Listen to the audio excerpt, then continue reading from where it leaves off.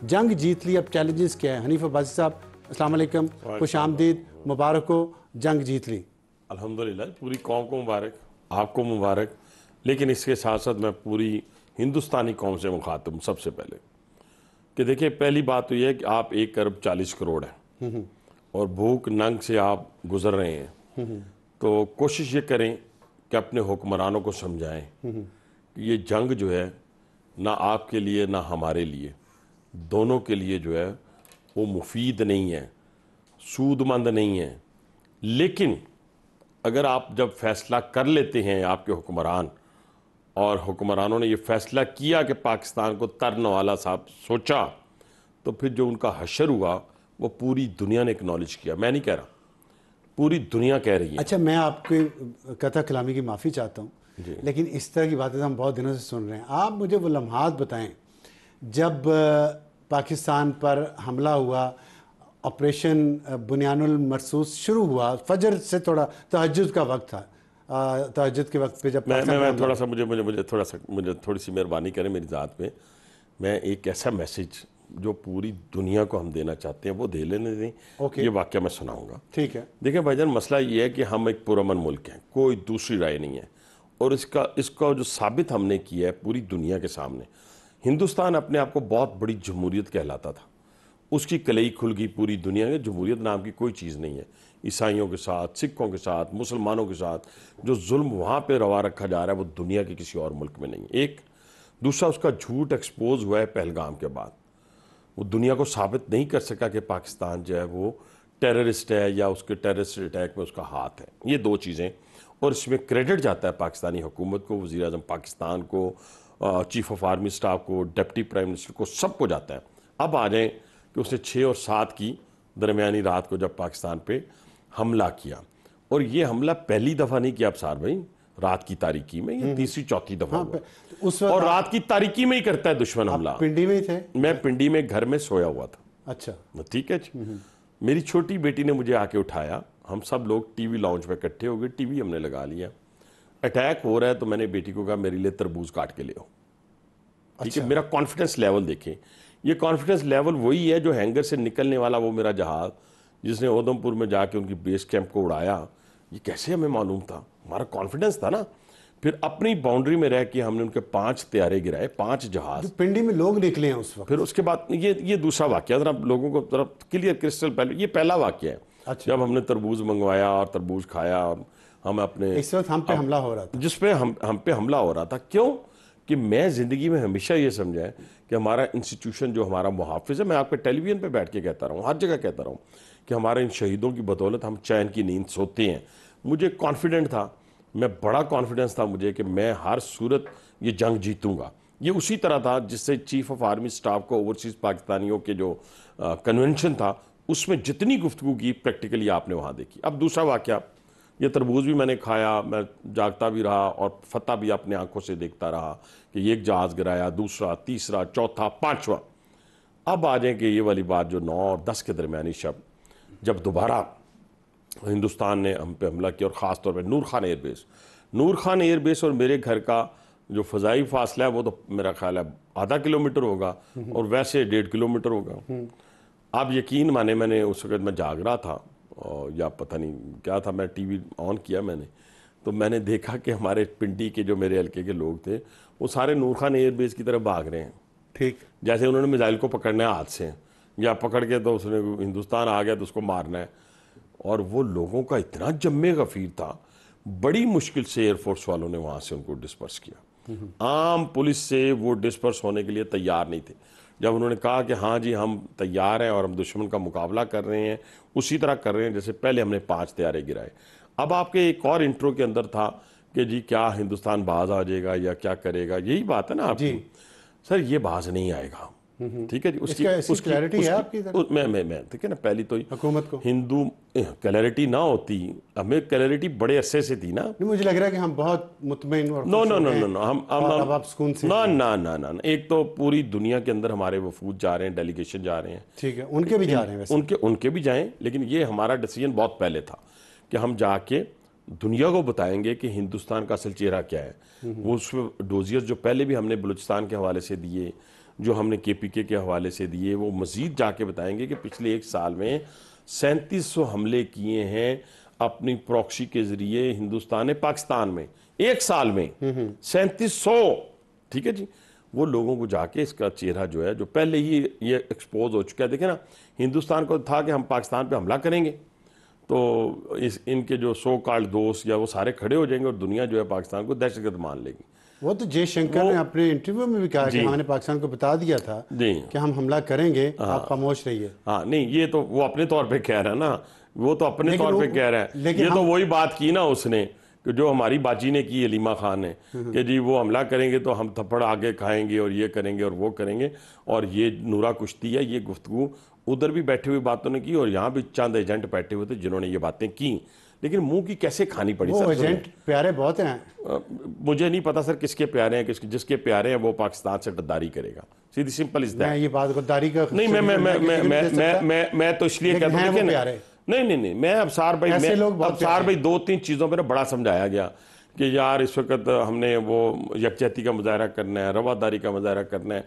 मैंने एक बात कही थी, मैंने कहा दिल काले हैं, जिनके दिल काले हैं ना वो पाकिस्तान के हमदर्द नहीं हो सकते।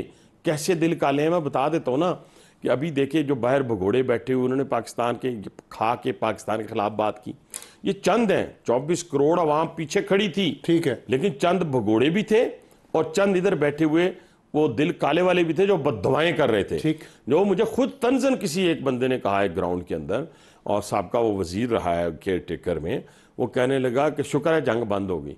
तो फिर जब मैंने उसको सुनाई ना अबसार भाई, आप सोच ही नहीं सकते, मैं कहा शुक्र नहीं, हमने हिंदुस्तान की ऐसी तैसी करके जंग बंद हुई है, सीज फायर हुआ। ठीक है सर, ठीक। मैं जो मौके समझाने लगा हूँ कि देखें, उसने कुछ 2 ममालिक ऐसे थे, मैं नाम नहीं लूँगा, जिनके ज़रिए अभी जंग शुरू नहीं हुई तो उसने कहा कि मैं माफ़ी चाहता हूँ। मतलब हिंदुस्तान कहता था कि मुझे, जब उसने हमला किया और हमारे बच्चों को शहीद किया, औरतों को शहीद किया, सिविलियन को शहीद किया ना, तो उसके बाद हमारी बारी थी। अब उसने उनको बीच में डाला, कुछ इधर आए कुछ उधर गए, और उन कहा कि हाँ वज़ीर आज़म पाकिस्तान का क्लियर और क्रिस्टल, जैसे अमेरिका के तर्जमान को या डिप्टी वज़ीर ख़ारजा या वज़ीर ख़ारजा ने जब फ़ोन किया, मार्को रूबियो ने, हाँ उसने जब फ़ोन किया प्राइम मिनिस्टर को, prime minister secretary of state ने जब फ़ोन किया तो प्राइम मिनिस्टर ने क्या कहा, वो खुद बता रहा है।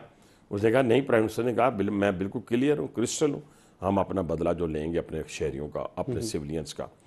अब उनको डाला गया, जब डाला गया तो हमने कहा ठीक है, वज़ीर आज़म का ठीक है, पूरी दुनिया के सामने माने कि मुझसे गलती हुई है, मैं माफ़ी चाहता हूँ, ठीक है ना। अच्छा, ये बात भी हुई है? हाँ ये बात हुई है।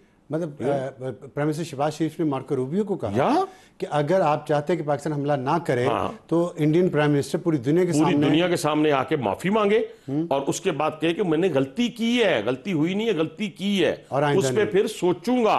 ये नहीं कहा कि हम अपना, और यही बात उन दोस्त ममालिक को जो इधर आ रहे थे और उधर जा रहे थे उनको भी कही गई, उनको भी। मैं नाम ले लेता हूँ, ईरान और सऊदी अरब थे। बस चले, आपने कह दिया मैं भी कह देता हूँ, ठीक है। तो उनको भी ये कहा गया कि माफी मांगेगा अगर मोदी, ठीक है, तो हम। अच्छा, उसका नतीजा क्या हुआ? अभी ये बातचीत चल रही है, उसने ड्रोन अटैक कर दिया, ठीक है। तो इसलिए ये मैंने तमहीद क्यों बांधी कि इस हिंदू बनिए पे, ये गुजरात का जो बुचर है, इस पे आप यकीन नहीं कर सकते, ठीक। लेकिन हमारी तैयारी पहले भी। फिर आपने बताया ईरान, सऊदी अरब और अमेरिका को खुद ही पता चल गया उनको, वो खुद ही पीछे हट गए, उनको पता चल गया, ठीक। हमारा राइट जो था यूएनओ की जो रूल्स है उसके मुताबिक हमने रिजर्व रखा हुआ, आर्टिकल 51 आज भी रिजर्व है, आज भी। हमने तो अभी तो कुछ भी नहीं किया।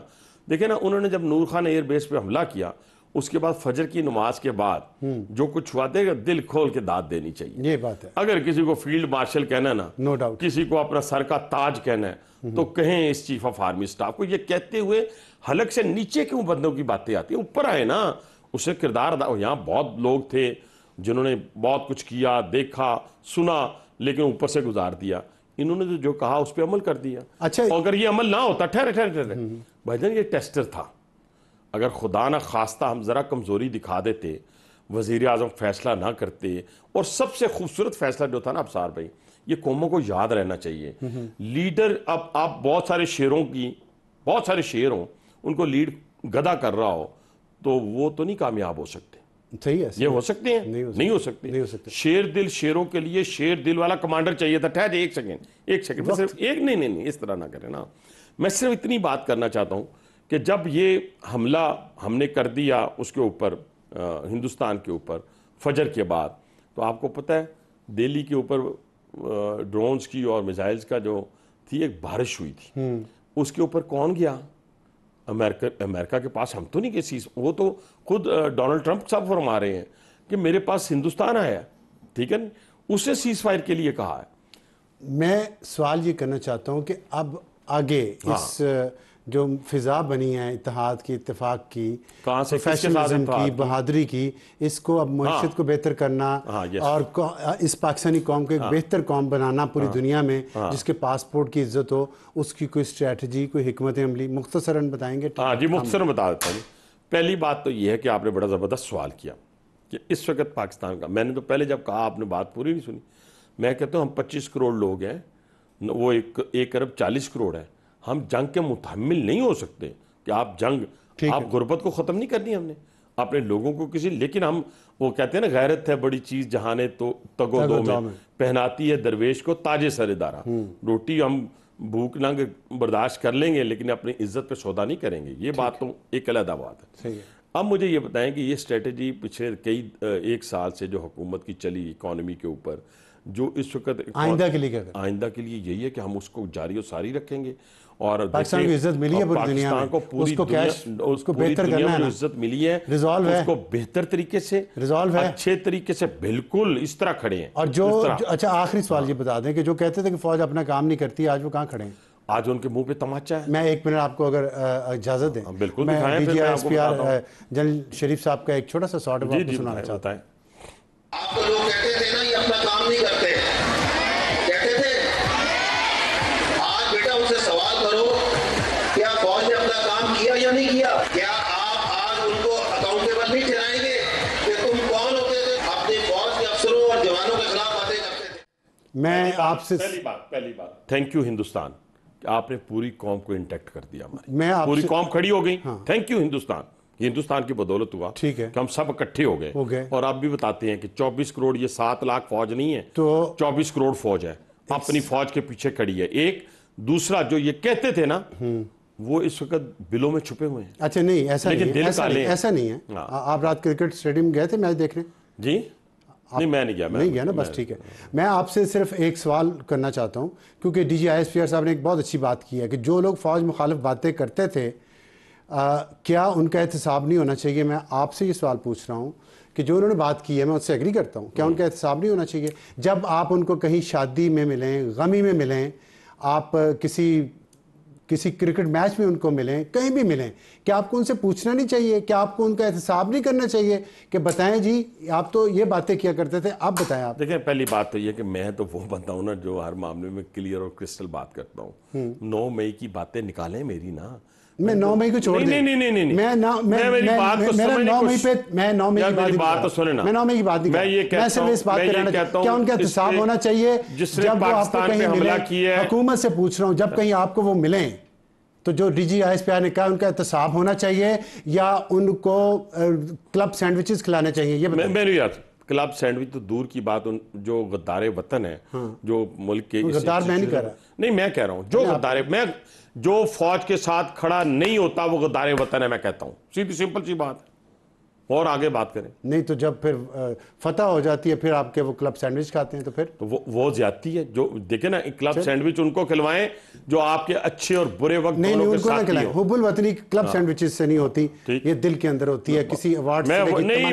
मैंने क्लब सैंडविच खिलाने की बात नहीं की, मैंने कहा है मैंने आपको एग्जाम्पल दी है, अगर किसी को सीने से लगाना है ना, अगर सीने से लगाना है, ठंड डालनी अपने आप को भी और उसको भी, पाकिस्तानी को, तो उसको लगाएं जो प्योर हो, और जो नहीं है कम से कम उनको वो पब्लिकली आगे माफी तो मांगे।